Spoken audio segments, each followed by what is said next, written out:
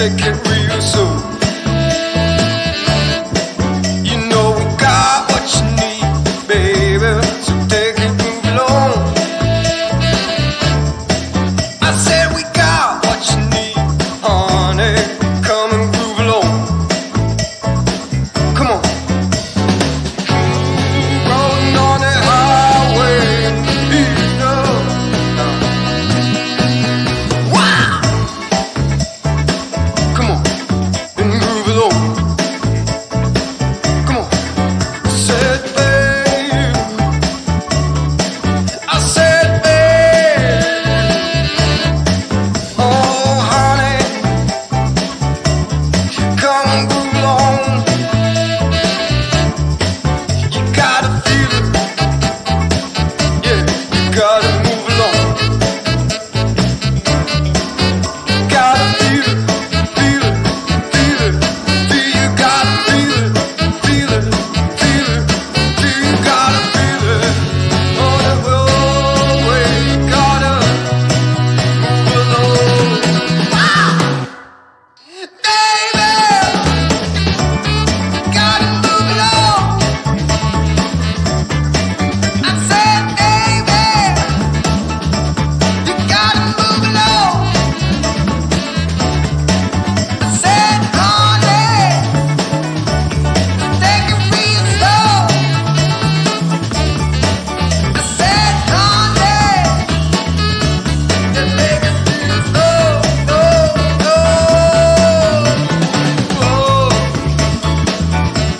You gotta groove on. You gotta groove on.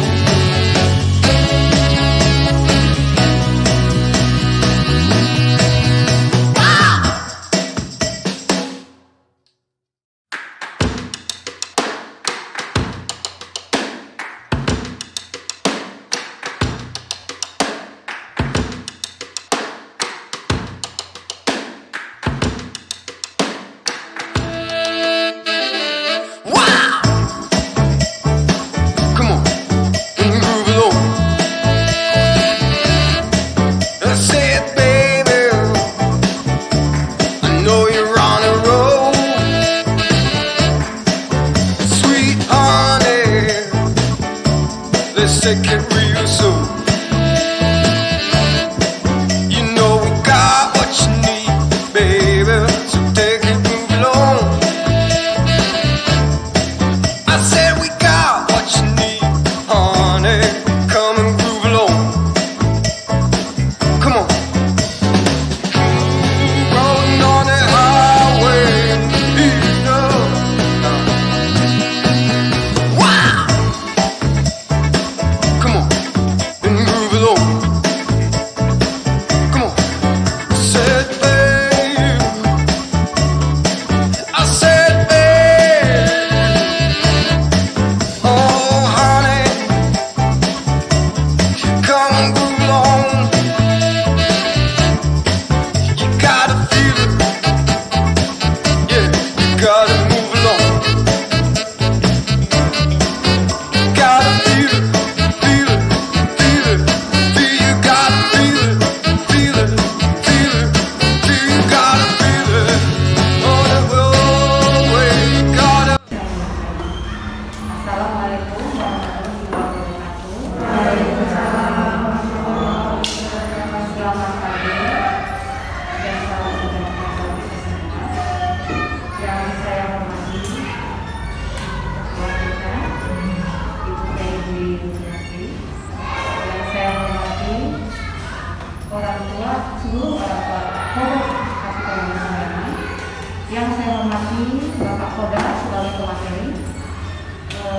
Puji dan hajat kita syukur, puji dan syukur kita hajatkan kepada Tuhan Yang Maha Esa, di mana pada hari ini kita dapat berkumpul dengan sehat dan walafiat dalam menghadiri kegiatan parenting, di mana parenting ini sangat bermanfaat untuk ilmu mendidik anak di rumah.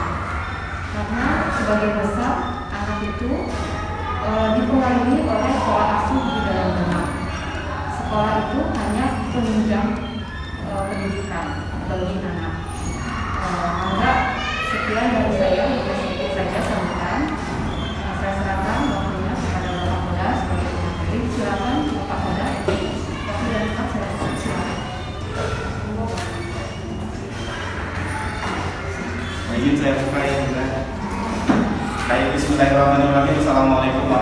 warahmatullahi wabarakatuh.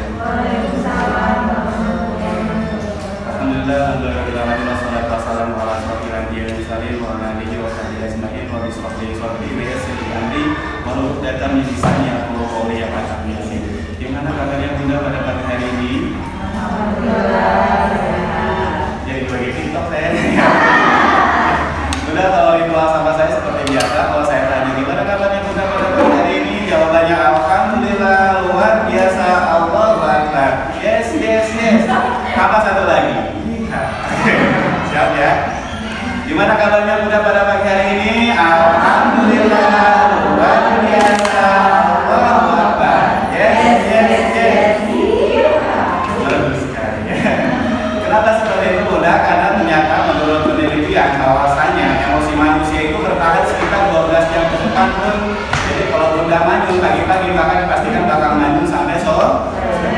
Ya, kenapa? Karena emosi manusia itu menurut penelitian itu bisa bertahan 12 jam ke depan. Makanya diusahakan pagi-pagi itu kita tidak boleh punya masalah sama anak, sama suami, apalagi sama tetangga, sama tidak boleh ya. Karena biasanya ibu itu bisa pagi-pagi itu berantem sama anak gara-gara susah bangun, susah makan, susah mancing ya. Apalagi kalau suami dikasih terus nambah masalah. Nah makanya Bunda, di sini saya punya terapi emosi buat bunda-bunda nih yang suka marah-marah, ada di sini. Kelihatannya semua ya. Dan terapinya cukup gampang sekali, Bunda tidak perlu konsultasi sama psikologi atau datang ke rumah sakit. Ternyata menurut penelitian ketika kita tepuk tangan itu bisa mengeluarkan emosi negatif sekitar 50%. Ya, cuma bukan kayak gini tapi ketemu jadi-jadinya semua. Nah, jadi kita tahu ya. Dan kemudian Bunda ketika kita tersenyum itu bisa mengeluarkan sekitar 25% emosi negatif kita.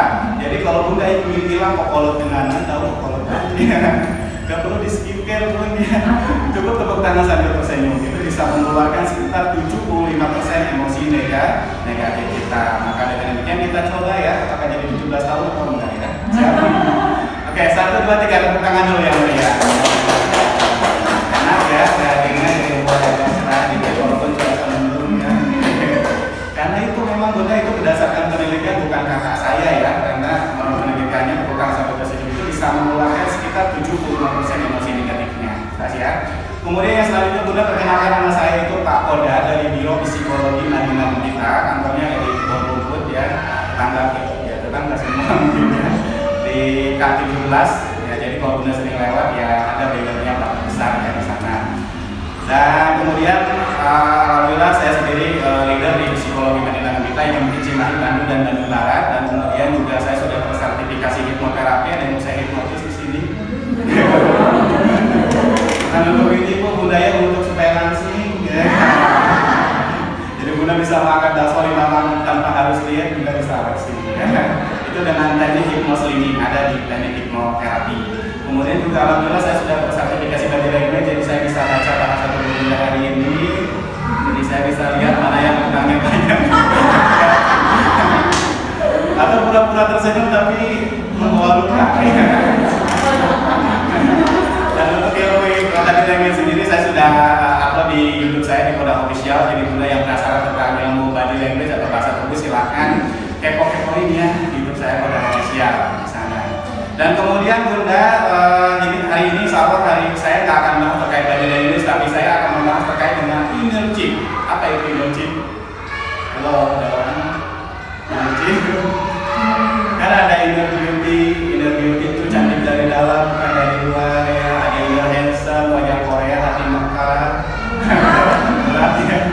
Ada juga inner chick. Kalau inner chick itu Bunda luka batin. Jadi banyak dari kita hari ini tumbuh menjadi remaja, dewasa, orang tua, bahkan jadi nenek-nenek dan kakek-kakek tanpa pernah sadar bahwa anak kecil di dalam diri kita itu sudah terluka. Wah berat ya.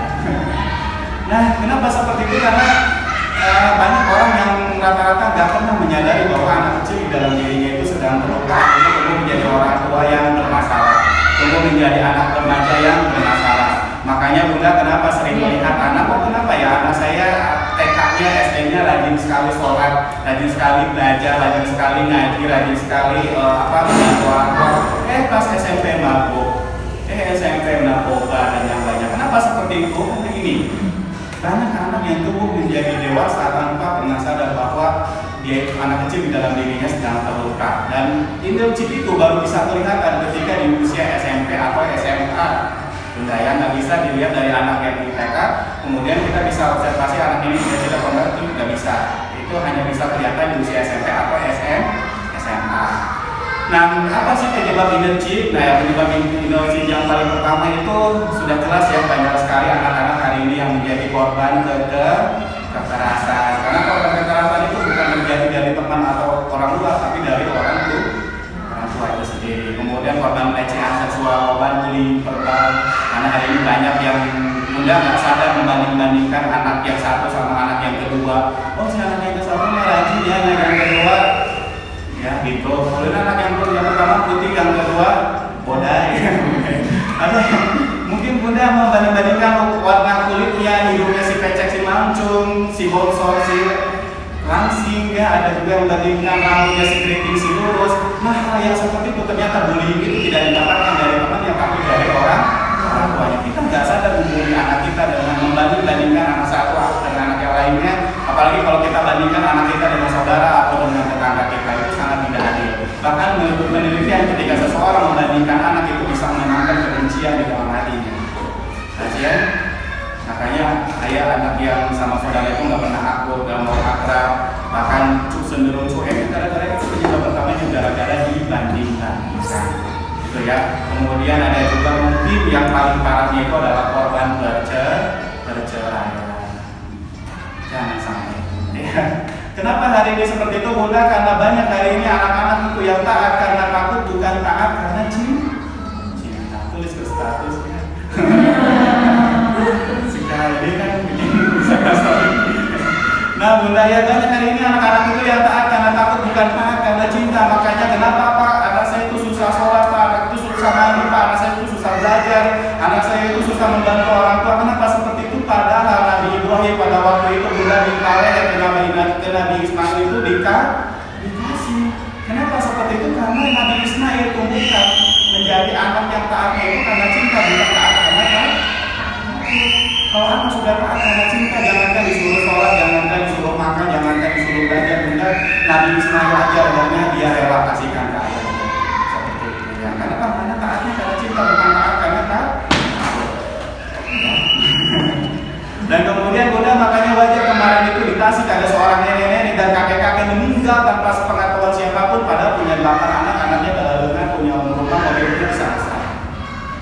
Nah, kenapa seperti itu? Karena ini anak ini terbiasa mencintai pekerjaannya dibanding orang tuanya. Dan kadang anak-anak hari ini lebih banyak mencintai handphone bapak dan mamanya dibanding bapak dan mamanya itu sendiri, betul kan?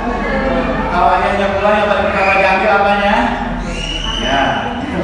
Dosa pertama ciri-ciri kegagalan kita menjadi orang tua adalah anak kita lebih mencintai handphone bapak dan mamanya dibanding bapak dan mamanya itu sendiri. Dan itu terjadi bunda, ketika anaknya pulang yang paling pertama dipeluk, diambil itu adalah handphone ayahnya, bukan ayah atau bapaknya itu sendiri. Kenapa seperti itu? Karena ini banyak anak-anak yang taat karena takut, bukan taat karena cinta. Nah, sampai sini. Kemudian bagaimana cara menumbuhkan anak supaya taatnya karena cinta, bukan taat karena takut? Salah satu tipsnya bunda dengan cara skin hanger. Apa itu skin hanger? Google dulu skin hanger. Nah, skin hanger itu bunda, skin itu glowing ya, kalau hanger itu gantungan baju. Bukan bunda, skin hanger itu adalah sentuhan nyaman di bagian kulit. Menurut penelitian, anak yang kekurangan skin hanger di masa kecil atau sentuhan nyaman di bagian kulitnya, dia akan tumbuh menjadi anak yang negatif thinking sampai emosional bunda. Makanya bunda kalau punya tetangga, kamu sih si atau teh juli-juli ini ya. Tidak diulang tengah lewat, ini sensitif gitu ngomong ke. Atau misalkan kita tidak pakai kerudung yang solid gitu ya ngomong. Kenapa seperti itu? Karena orang ini tumbuh kurangnya skin hanger di masa kecil, kurangnya sentuhan nyaman di bagian kecilnya bunda. Dan sentuhan nyaman di bagian yang kulit itu yang bagus itu nanti saya akan berikan tipsnya. Tapi bunda ada sebuah penelitian kemarin itu, ada sebuah kejadian anak SMP kelas 1 tertangkap sama BNN. BNN itu apa bunda? BNN ada narkotika nasional ya. Beliau tertangkap karena terbukti menjadi seorang pengedar narkoba kelas 1 SMP. Kemudian diceklah urinnya, ternyata anak ini itu negatif narkoba, tidak mengkonsumsi narkoba sama sekali, padahal dia seorang pengedar. Kemudian yang kedua, Bunda, dicek silsilah keluarganya, ternyata anak ini anak orang yang kaya, rumahnya besar, mobilnya banyak. Dan tentunya buat apa Bunda anak ini mengedarin narkoba? Buat kan akhirnya kaya raya, Bunda. Dikonsumsi aja, Bunda. Cari perhatian atau cari pahala? Nah, mencari perhatian. Dan ternyata Bunda yang dulu si anak ini nyadari narkoba itu adalah orang Australia. Nah, menurut keterangannya seorang Australia ini itu dia parenting dulu selama 3 bulan dengan tujuan supaya bisa merangkul anak-anak yang galau di Indonesia sehingga bisa dimanfaatin untuk menyadari narkoba. Sedangkan kita pengen anak kita sore-sore pengen sukses, berapa bulan sekali parenting di sini? Halo. Nah itu Bunda, orang Australia aja pengen dia punya kemampuan untuk merangkul anak supaya anak itu bisa diarahkan jadi menyadari narkoba aja 3 bulan parenting. Kita pengen anak kita sore-sore pengen sukses di masa depan. Itulah yang harus kita pikirkan. Dan kemudian apa yang dilakukan Bunda sama orang Australia ini sehingga si anak sebegitu nurutnya gitu ya ke orang Australia ini. Ternyata Bunda hal pertama yang dilakukan orang Australia ini ketika mereka ketemu di sebuah mall dan kita pantau dari atas itu adalah si orang Australia itu menutup pundak anak ini 3 kali, 1, 2, 3. Kemudian dia nanya, saya nggak mau bahagia nggak hari ini? Ternyata apa Bunda responnya dari sana? Satu sangat luar biasa di luar dugaan. Si anak ini langsung nangis-nangisnya sambil melukanya dan dia mengeluarkan kata-kata, hanya Om yang paham saya, hanya Om yang tahu saya. Padahal si Om ini cuma nanya, sayang kamu bahagia nggak hari ini? Tidak minta untuk dipeluk, tidak minta untuk si anak ini nangis, tidak minta untuk si anak ini mengungkapkan perasaannya, tapi dengan cuma 1 kata, sayang kamu bahagia nggak hari ini? Luar biasa. Dan apa yang kita lakukan terhadap anak kita ketika pulang sekolah? Halo, kalau anak Bunda pulang sekolah, apa yang pertama kali ditanyain? PR mana PR? Kalau tadi namanya misalkan yang paling mana? Orang tua sekarang banyak yang nanya itu, kalau dari mama mana di sini lagi sendok. Cuma Bunda kalau gitu bukan sendok tapi dan kakinya sangat berbahaya Bunda. Makanya apa yang harus kita tanyakan anak kita itu saya kalau bekerja hari ini. Terus kemudian bayangin kalau suami Bunda hari ini ngojek kepanasan hujan-hujanan di luar, kemudian dia nahan lapar supaya bawa uang ke rumah supaya dia bisa bawa sedikit makanan yang bisa dimakan oleh istri dan anaknya. Tapi ketika di rumah apa yang pertama ditanyain ketika ayah pulang dari luar? Nah, restoran tukang pancing lagi di bulan. Wajar tuh kalau suaminya melakukan kekerasan, mukul, nyamuk dan yang lainnya. Wajar dia capek, lapar, kepanasan, kehujanan, mungkin dia masuk angin, mual-mual, pusing, tiba-tiba di rumah yang bukan ditanya sayang kamu bahagia di hari ini. Tapi kalau kira-kira kalau Bunda nanya itu ke suami, apa yang terjadi? Tapi dipegang tangannya panas terus. Datang ya gitu. Makanya itu Bunda coba dibiasain ya. Hal pertama yang harus kita tanyakan ke anak kita, ke suami kita, itu adalah sayang kamu bahagia nggak hari ini? Dan kemudian tepukan pundak itu bukan hipnotis Bunda. Saya sering mempelajari tentang hipnotis itu tidak ada teknik menepuk pundak orang. Kemudian yang ada di pundak itu adalah titik kenyamanan, titik kepercayaan, dan titik harga diri. Jadi ketika seorang sering dipundak pundaknya, dia akan percaya, nyaman, dan tingkat harga dirinya. Ketika seorang sudah nyaman, apapun yang kita inginkan dia akan lakukan. Paham kan? Makanya titik skin hangat untuk anak laki-laki itu ada di telapak tangan, pundak, punggung. Telapak tangan, pundak, punggung. Coba diingat ya. Atas. Kemudian nanti yang nggak bisa jawab ya kalau itu. Kemudian Bunda, kalau untuk anak perempuan itu telapak tangan, pipi, punggung, perut. Telapak tangan, pipi, punggung, perut. Itu adalah titik skin hanger yang paling bagus yang harus dilakukan ke anak kita. Dan apa sih korelasinya misalkan teorinya terkait dengan skin hanger Bunda? Kenapa anak yang sekolah skin hanger di masa kecil dia akan tumbuh menjadi anak yang emosional? Karena Bunda anak ketika lahir ke dunia ini itu 100% mereka itu menggunakan emosi, betul nggak? Jadi yang paling pertama ketika anaknya keluar dari rahim ibu, mereka ngapain? Nah, nangis. Gak langsung minta makan kan? Gak langsung minta bobo kan? Gak langsung minta susu kan? Jadi mereka yang paling pertama nangis dulu. Kenapa? Karena 100% ketika mereka lahir ke dunia itu mereka menggunakan emosi. Dan sedangkan bunda, kalau mereka terlalu banyak diasuh oleh ibu-ibu, bukan bapak-bapak, ibu-ibu itu 80% pakai emosi juga pun, betul kan? Sedangkan bapak-bapak 80% itu pakai logika, fokus terhadap solusi, bukan fokus terhadap masalah. Kalau sama perempuan, anak itu sering diasuh, disangkanya sering di anak yang kekurangan skill hunter oleh bapaknya itu biasanya kalau ibunya itu emosi ketemu emosi, kira-kira maka bagaimana? Kiamat ya. Makanya beliau kalau bunda misalkan jalan-jalan berdiri pulang-pulang anaknya pengen minta mobil di rumah, mobilnya dipatahin kan, kira-kira gimana? Kiamat kalau ibu-ibu. Tapi kalau sama bapak-bapak dia ambil rem lagi jalan lagi. Kenapa? Karena laki-laki itu fokus terhadap solusi, bukan fokus terhadap masalah. Karena 80% laki-laki itu fokusnya di logika.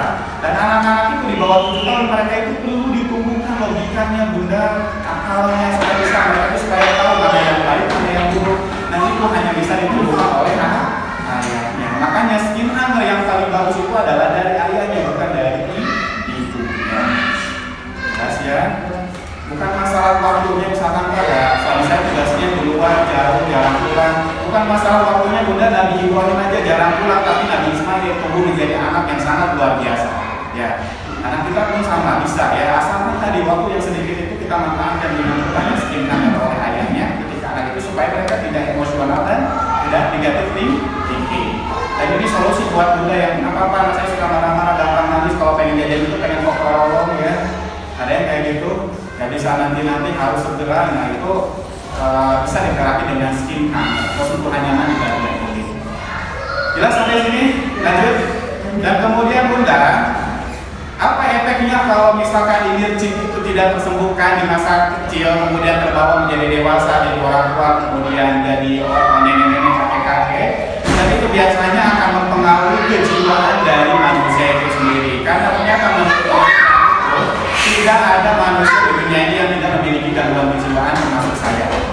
Dan ada beberapa gangguan kejiwaan yang sering kita temui di lingkungan kita. Yang paling pertama itu ada gangguan kejiwaan paranoid. Apa itu paranoid?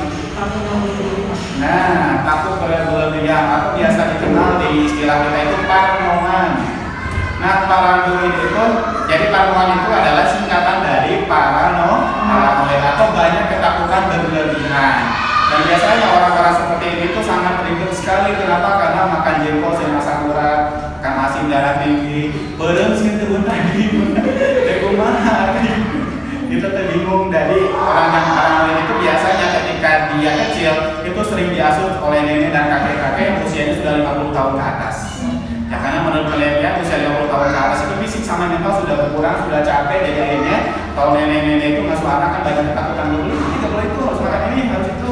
Jadi akhirnya anaknya jadi banyak ketakutan di masa depannya. Akhirnya tumbuhlah penyakit paranoid. Yang kedua ada penyakit skizoid. Apa itu skizoid? Halo. Nah, kalau skizoid itu bunda, itu adalah penyakit yang dimana si orang itu memutuskan untuk tidak berhubungan dengan orang lain. Dia memilih untuk rumahnya itu tinggal di hutan sendirian sama harimau sama ular 2 hari hidup nanti. Jadi dia tidak mau berhubungan sama sekali, apalagi berada di keramaian. Dan ciri-ciri orang yang memiliki gangguan kejiwaan skizoid itu adalah dia wajahnya itu kata orang Sunda kerubiaan. Lempeng bunda ya, jadi kita nggak bisa memprediksi bahwa ini si orang itu bahagia, sedih, nangis, sedang tertawa atau gimana, ada yang kayak gitu. Jadi wajahnya itu dia kesulitan mengekspresikan emosinya dan cenderung dingin, jadi dia nangis gitu, bahagia gitu. Ya, jadi kata orang Sunda mah kemudian dia. Kemudian yang ketiga ada penyakit skizotifal. Nah, skizotifal ini itu bunda berkaitan dengan si seorang itu biasanya mengakui atau merasa bahwa dirinya itu memiliki indera keenam atau memiliki kelebihan bisa menghilang atau bisa ngirim kata ke orang. Kalau saya bisa ngirim kata ke orang, ngirim pakai dia praktis, sakti gitu ya. Nah itu ya bunda, terlepas dari benar atau tidak, misalkan bunda ada yang nanya ke saya, Pak, kenapa anak saya indigo bisa melihat sesuatu, bisa melihat makhluk halus dan yang lainnya, terlepas dari benar atau tidak, saya tidak akan membenarkan, tidak menyalahkan. Tapi menurut psikologi itu ada gangguan kejiwaannya yang dinamakan gangguan kejiwaan skizotifal.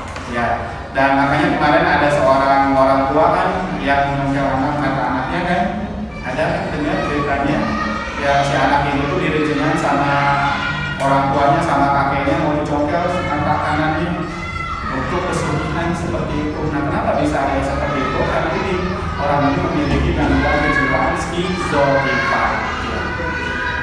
Kemudian yang empat ya. Yang keempat itu ada juga antisosial. Nah, kalau antisosial itu bukan orang yang memutuskan hubungan dengan yang lain seperti skizoid, itu berbeda. Tapi kalau antisosial di sini itu artinya adalah si orang ini itu kehilangan empati, kehilangan rasa. Jadi dia nggak bisa ngerasain bahwa kalau saya ngomongin itu orang lain tersakiti nggak ya, kalau saya ngelakuin ini itu orang lain nyaman nggak ya. Bahkan orang yang antisosial itu cenderung sadis dan bengis. Ya, jadi sekali out dua batuk dibecarakan. Jadi kenapa ada orang rela berani mendekat, nusuk perut orang, bacok orang gitu ya. Padahal kalau secara normalnya kan manusia boro-boro ngebacok orang ya, kita pegang pisau aja udah gemeteran, apalagi harus sampai melakukan itu. Kenapa bisa sampai ada orang yang kayak gitu? Karena dia mengidap gangguan kejiwaan antisosial. Jadi hilangnya rasa empati ditandai dengan empati dan hati nurani ditandai dengan bengis dan begal gitu ya, emosional terlebih. Dan biasanya kalau efek tertinggi dari antisosial itu nantinya psikopat. Kalau perbedaan psikopat dan antisosial, kalau psikopat itu biasanya mereka lebih halus, jadi lebih ke nggak kelihatan dia sopan, rajin berbagi, tersenyum, kemudian ramah, di belakang koleksi kepala orangnya itu kalau psikopat. Tapi kalau antisosial itu udah kelihatan dari raut mukanya aja galak gitu ya dan bengis. Jelas ya? Kemudian yang selanjutnya ada juga histrionik. Histrionik apa itu? Nah, kalau histrionik itu biasanya orang-orang yang cenderung mencari perhatian dengan cara melebih-lebihkan informasi, ya, atau melebih-lebihkan masalah yang sepele. Jadi kadang ada orang yang kayak gitu ya. Jadi dia sebetulnya ingin diperhatikan, ingin menjadi pusat perhatian, ingin menjadi nomor satu dengan cara membesar-besarkan masalah sepele. Ada yang kayak gitu? Banyak ya di antara kita yang jadi sepele langsung. Dan itu sangat berbahaya sekali Bunda, karena orang-orang yang histrionik itu ditandai dengan biasanya dengan kebiasaan berpenampilan glamor. Jadi kalau kawat pas itu yang mau berlewatan, jadi kelap kulit gitu ya, atau kalau pakai baju itu ingin serasi dari peluru sampai sepatu sama gitu ya, ego padahal Bunda warna yang paling bagus yang itu sangat berpengaruh terhadap emosi kita itu adalah yang 3 warna dikombinasi sekaligus. Itu sangat-sangat buat kejiwaan atau emosi kita, karena warna itu ada artinya. Menurut teori kuantum, emosi manusia itu adalah sebuah gelombang dan gelombang itu berkaitan dengan warna. Makanya kenapa yang yoga itu biasanya di pinggirnya itu warna-warna gelombang itu sehat. Karena warna itu ada artinya, ada warna ungu, warna religius, ada warna biru, warna ketelitian. Biasanya kalau dokter itu selain teliti, hemat menjadi juga. Kemudian ada kuning itu kecerdasan rasional, ada warna hijau di dada, itu warna ketenangan. Makanya saya suka rekomendasi bagi anak-anak yang suka marah-marah, ketika marah dan tinggalan ya, itu coba kalau marah-marah kayak itu dikasih kangkung Bunda supaya lulus dulu ya.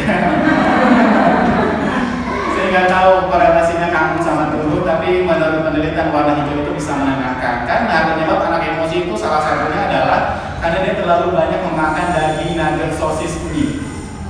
Nah, saya semua ya. Dan penyebab anak hiperaktif itu kedai cicing yang muda yang belum makan itu adalah gula sama tepung. Di antaranya susu, coklat, permen, es krim, udah jelas yang ini nugget, sosis gitu ya. Dan untuk emosi anak itu salah satunya sayuran yang paling bagus. Pokoknya yang hijau-hijau, mau apel, mau sayur, bayam, apapun itu yang hijau itu sangat bagus buat emosi anak. Kenapa? Karena warna hijau itu adalah warna ketenangan yang itu ada di dada. Mas ya. Kemudian di perut ada warna orange. Kalau warna orange itu adalah warna tanggung jawab. Kalau di pinggang itu ada warna merah. Warna merah itu adalah warna semangat dan seksual. Kemudian ada juga warna pink. Warna pink itu adalah warna keceriaan. Kemudian ada juga warna oranye, coklat, putih, abu. Itu adalah warna yang bisa menguras sifat egois, was-was dan cemas. Makanya kenapa kain ikhraq ketika umroh dan hajian itu yang dipakai itu hitam sama putih, karena itu bisa mengurai sifat egois, was-was dan cemas. Jadi kalau egois itu maksudnya adalah ketika ikhraq itu semuanya sama. Jadi tidak ada misalkan karena ini dia harganya berlebih kemudian pakaiannya jadi ada kotaknya misalnya, nggak ada. Jadi semua sama, hanya memakai 2 helai baju dan warnanya putih. Itu untuk menghilangkan rasa egois dan jelas ya. Itu berkaitan dengan warna. Kemudian yang selanjutnya juga gangguan kejiwaan itu ada yang dinamakan dengan narsistik. Nah, kalau narsistik itu bukan yang suka tiktokan lain ya, atau yang suka selfie lain. Jadi narsistik di sini itu dia lebih ke sama kayak histrionik, dia lebih ke mencari perhatian. Cuma orang yang seperti ini dia merasa bahwa tidak semua orang layak menjadi temannya. Jadi dia cenderung memilih-milih teman dan ya intinya bahasa ininya geng-gengan lah ya. Jadi saya pengen main itu kalau Hollywood itu sama JCP dia ke bawah ke langsing misalnya, atau saya pengen Hollywood itu sama Cihiro supaya ke bawah ke Lunar ya. Ada yang kayak orang-orang yang memang bertujuan seperti itu dan itu memiliki gangguan kejiwaan narsistik. Makanya saya sudah tidak menyarankan kalau di sekolah itu ada geng kelas A, geng kelas B gitu ya, karena itu bisa mengarah gangguannya ke gangguan narsistik. Ya udah aja kalau TK Kartika aja, nggak usah ada TK Kartika A, TK Kartika B gitu ya. Jadi semuanya TK Kartika. Kenapa? Karena kalau dipisah seperti itu nanti khawatirnya masuk ke gangguan kejiwaan narsistik. Ya. Kemudian yang selanjutnya ada avioden. Nah, kalau avioden itu tingkat bergantung terhadap orang lainnya tinggi. Contohnya kayak misalkan ada di sekeliling kita, mungkin tetangga kita atau saudara kita, teman kita yang dia rela meninggalkan suaminya, anaknya, orang tuanya, keluarganya hanya demi pacarnya yang dianggap menurut dia itu nyaman. Ada yang kayak gitu, dia rela meninggalkan suaminya, anaknya, rumahnya, keluarganya hanya demi seorang pacar yang menurut dia itu nyaman. Dan itu gangguan kejiwaannya avioden. Terus ada yang kayak gitu. Dan kemudian ada juga yang dependent. Kalau yang dependent itu adalah sebaliknya, tingkat tidak membutuhkan orang lainnya tinggi. Ya, jadi dia merasa bahwa saya nggak butuh orang lain, saya hanya bisa berdiri di atas kaki saya sendiri gitu ya. Dan itu gangguan kejiwaannya adalah dependent. Dan yang terakhir ada gangguan kejiwaan obsesi kompulsif. Apa itu obsesi kompulsif? Kalau obsesi kompulsif itu adalah biasanya gangguan kejiwaan perfeksionis atau orang yang ingin selalu sempurna. Jadi segala sesuatunya dari A sampai B tidak boleh ada kesalahan dan tidak boleh ada sesuatu terjadi kalau bukan tanpa rencana dia. Dan itu maksudnya ke perfeksionis, dan orang seperti ini itulah yang biasanya banyak kasus terjadinya bunuh diri itu dialami adalah oleh orang-orang seperti ini. Maka karena dia sangat merasa frustasi kalau ada sesuatu terjadi, itu bukan berdasarkan apa yang dibayangkan atau apa yang dia bicarakan. Makanya kenapa kemarin banyak orang yang bunuh diri sambil live di Facebook, atau kemarin ada yang banyak sekali ya bunuh diri yang mengerikan. Bahkan terbaru kemarin ada yang bunuh diri di makam ayahnya gitu ya. Dan itu salah satunya adalah dari karakter perfeksionis atau obsesi kompulsif. Jelas sampai sini ada yang ditanyakan? Halo, ada orang? Satu-satunya orang yang tidak punya masalah di dunia ini hanya orang gila ya benar. Jadi orang gila di luar kan dia mau hujan kepanasan juga dia nggak pernah. Yang lain? Silakan ada yang ditanyakan misalnya. Halo, ada orang? Kalau nggak ada kita lanjut dulu. Ya. Baik, selanjutnya Bunda. Dan itulah kenapa si gangguan kejiwaan ini itu harus segera disembuhkan, karena kalau enggak itu akan berpengaruh sekali nanti terhadap pengasuhan anak di masa kecil. Dan biasanya kalau orang tua memiliki gangguan kejiwaan, dia akan melakukan kekerasan lagi, bullying lagi, kemudian kekerasan verbal dan lain-lainnya. Cara menyembuhkannya bagaimana Pak supaya Bunda itu sembuh dari gangguan kejiwaan dan sembuh dari indulgen?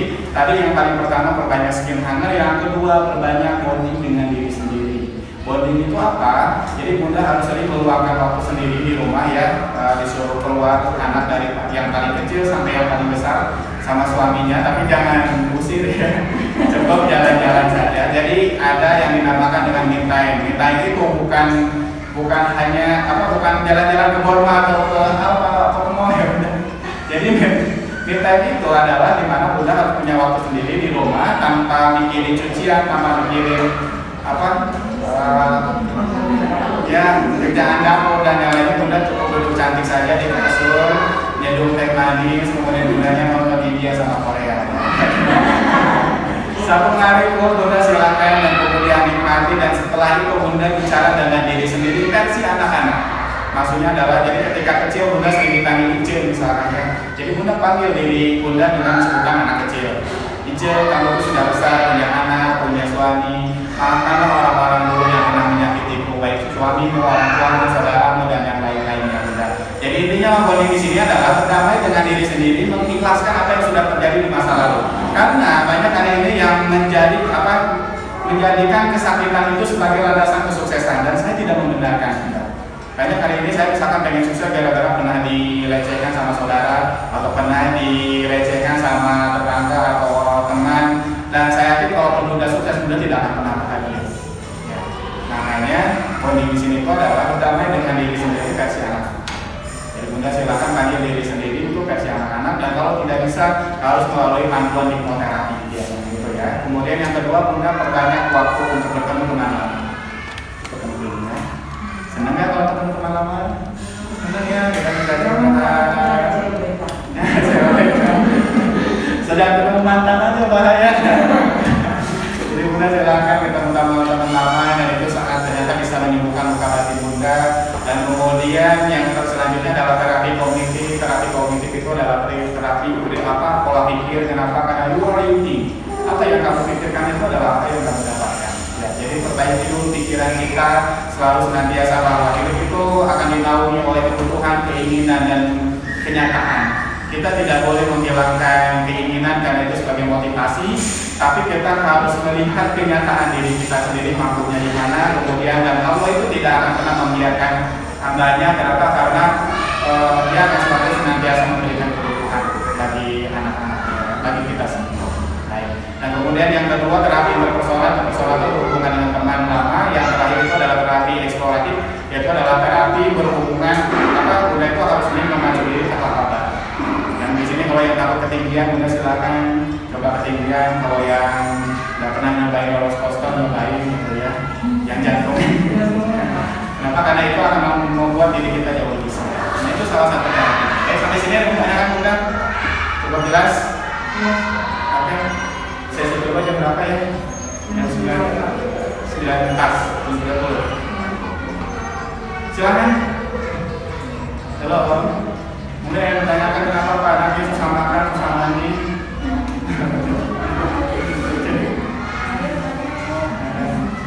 Atau tentang skin hangat tadi, atau tadi lupa lagi. Silakan. Kalau masih ada waktu berapa? Sesi kedua jam 9.30 ya? Ya, kalau masih ada waktu kita lanjut ke anak berkebutuhan khusus. Ya, Bunda di sini ada yang memiliki anak berkebutuhan khusus? Ada? Alhamdulillah jangan ya. Kemudian di sini Bunda anak yang berkebutuhan khusus itu mungkin hari ini anak kita enggak, tapi Bunda bisa jadi ada kita, saudara kita, atau siapapun itu yang membutuhkan materi ini. Jadi Bunda, anak yang berkebutuhan khusus itu biasanya terjadi gara-gara hampir semua anak berkebutuhan khusus, mau autis, mau Down syndrome, mau ADHD, mau speech delay, hampir semua anak berkebutuhan khusus itu terjadi gara-gara si badannya membesar tapi otaknya tidak ikut membesar. Jadi badannya sudah usia 7 tahun tapi otaknya itu masih 2 tahun. Makanya kenapa anak yang autis itu cenderung, yaitu badannya sudah hampir 7 tahun tapi kelakuannya masih kelakuan 2 tahun, masih disuapin, masih pipis harus di pampers gitu dan yang lain-lainnya. Kenapa seperti itu? Karena tadi si badannya membesar tapi otak tidak mengikuti perkembangan badan. Dan ada beberapa anak berkebutuhan khusus seperti autis. Kalau autis itu Bunda biasanya ditandai dengan anak ini tuh memiliki teman khayalan sendiri. Jadi dia itu kayak yang main anak sendiri, kayak punya teman khayalan. Kemudian yang kedua ada speech delay. Kalau speech delay itu biasanya anak yang telat bicara. Dan anak itu dikategorikan speech delay kalau di atas 4 tahun dia masih belum lancar bicaranya.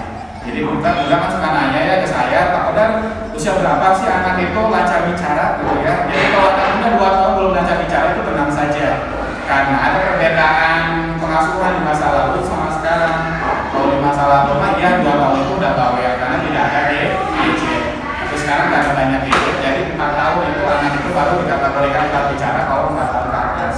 Jadi kalau anak muda 4 tahun ke atas masih cadel atau masih belum lancar mengucapkan sesuatu, nah itu masih bisa dikategorikan speech delay ringan. Kemudian yang selanjutnya ada ADHD. Kalau ADHD itu adalah hiperaktif mengarah ke autis. Ada yang kayak gitu. Jadi dia hiperaktifnya berlebihan, dia kayak mengarah ke autis. Jadi dia hiperaktif ditambah kayak punya teman hayalan. Kalau autis itu hanya punya teman hayalan saja, tapi kalau ADHD itu dia hiperaktif tambah punya teman hayalan. Kalau ADD dia itu hiperaktif aja. Kemudian ada juga yang Down syndrome. Kalau Down syndrome itu wajahnya khas. Kemudian kalau lihat kan yang kalau wajahnya itu berarti dia itu berkebutuhan khusus dan itu namanya Down syndrome. Dan saya hari ini akan membahas terkait dengan bicara. Kenapa? Karena hampir semua anak yang berkebutuhan khusus itu dia telahnya di bicara. Itu nggak hampir anak mau autis, mau Down syndrome, mau speech delay itu agak kesulitan di bicara. Nah, yang paling pertama Bunda supaya anak kita cepat bicaranya itu adalah perbaiki dulu nutrisi anak kita. Kenapa nutrisi itu penting? Karena tadi si anak berkebutuhan khusus itu badannya membesar, otaknya tidak ikut membesar. Makanya badan juga kan membesar itu gara-gara apa? Makanan. Otak juga sama Bunda membesar itu gara-gara makanan. Dan makanan otak yang paling bagus itu bukan susu. Ingat ya, bukan susu. Kenapa? Karena makanan otak yang paling bagus itu adalah omega 3, minyak ikan dari belut, bandeng, salmon, tuna. Makanya kenapa Jepang itu menjadi bangsa paling cerdas di dunia, karena salah satunya tipsnya adalah mereka mengkonsumsi salmon terbesar di dunia. Ya. Makanya omega 3 itu sangat penting sekali Bunda untuk meningkatkan kecerdasan dari anak kita, dan begitupun itu untuk nutrisi otak yang paling bagus. Ya. Bahkan kalau anak muda itu terlalu banyak konsumsi susu, itu tadi penyebab anak ADHD terbanyak itu atau hiperaktif mengarah ke autis itu susu sama teh manis biasanya. Ada yang suka dikasih kopi. Banyak kan nih orang tua dulu ya yang setelah anaknya kolot susu itu, misalnya sudah dipisah nih susunya 2 tahun, itu dilanjut sama teh manis atau teh kotak, itu sangat ini. Bahkan penyebab anak ADHD untuk penderita itu salah satunya adalah teh manis. Nah, itu sangat tidak. Kemudian yang selanjutnya juga selain makanan, ketika anak sudah 2 tahun ke atas itu jangan dikasih seblak Bun. Ya. Jadi maksudnya gini, jangan dikasih seblak ya, harusnya dikasih serelak dan kemudian diperbanyak aktivitas menunya. Karena hari ini banyak sekali anak-anak yang ketika makan itu diberikan handphone sama TV, akhirnya ketika makan dia dijedol ke di pinggir. Ada kan jadi hanya diingat, jadi makanan itu di sini penuh, beres makan dikeluarin semua. Nah itulah penyebab anak kurang bicara. Bunda. Kenapa? Karena ketika makan dia tidak ada aktivitas mengunyah. Padahal ketika dia mengunyah itu dia sedang melatih otot pinggirnya, otot lidahnya, otot rahangnya, otot lehernya supaya dia cepat kebicaraan. Makanya ketika anak sudah dikasih makan di usia 6 bulan ke atas, mulai dikasih makanan-makanan yang ada aktivitas mengunyahnya. Ya. Kemudian yang selanjutnya adalah ketika anaknya sudah dikasih makan itu harus mulai dikenalkan dengan sikat gigi. Kapan belum ada giginya, nggak masalah Bunda, karena sikat gigi itu bukan membersihkan mulut, tapi buat si serabut giginya itu, serabut sikat giginya merangsang saraf-saraf yang ada di mulut anak itu sendiri. Jelas ya? Jadi walaupun cuma diemot, cuma digosok nggak masalah, karena itu tujuannya adalah untuk merangsang saraf-saraf yang ada di dalam mulutnya. Kemudian yang selanjutnya yang hindari handphone sama TV Bunda. Kenapa? Karena 2 penting yang sering dicari oleh orang Indonesia di Google Trends itu adalah yang menyimpulkan pencarian oleh orang Indonesia hari ini disimpulkan di Google Trends itu adalah yang 2 pentingnya adalah pornografi. Kenapa seperti itu Bunda? Karena saya yakin Bunda di sini ketika anak kecil di bawah 7 tahun tidak ada yang menyodorkan handphone ke anak itu, porno nggak ada. Yang paling utama disodorkan lagu-lagu anak-anak, lagu dan lain-lainnya. Tapi kenapa di masa yang dewasa trendingnya pornografi bukan trending anak-anak atau misalkan lagu-lagu anak-anak? Atau mungkin ada Bunda di sini anak-anak SMP, SMA yang bapaknya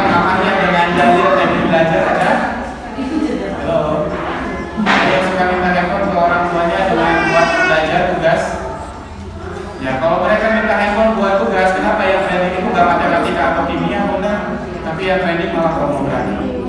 Kenapa seperti itu? Halo. Nah, padahal aku anak dari kasih handphone gaptek, buktinya bunda kita di masa kecil nggak pernah megang handphone, sekarang nggak gaptek ya. Jadi ibu pakai datang ke rumahnya sampai ke pusing suami ini pakai telepon gitu.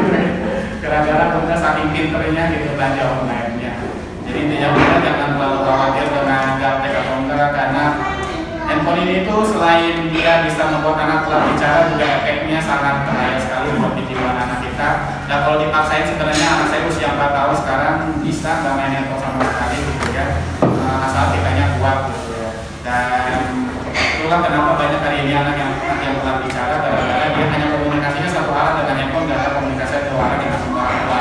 Dan rata-rata orang tua kasih handphone ke anak itu gara-gara bapak ketika anak nangis sebelumnya, betul nggak?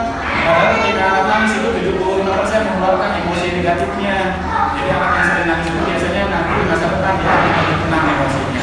Yang kedua, dia akan melatih otot lehernya. Jadi ketika otot leher sering dipacu, dia akan lebih menjadi anak yang cerdas, kemudian berbicara akan lebih cepat. Makanya ketika anak bayi nangis itu didiamin dulu semenit sampai 2 menit. Nah itu saja mungkin bunda, sampai sini jelas ada yang tanyakan? Sudah, tidak ada? Baik, itu saja mungkin bunda yang bisa saya jelaskan di pertemuan kali ini. Dan kemudian bunda yang ingin melihat materi hari ini silahkan dilihat di YouTube saya di Kodar Official. Dan kemudian bagi bunda yang ingin stalking di Instagram saya boleh di Kodar Official.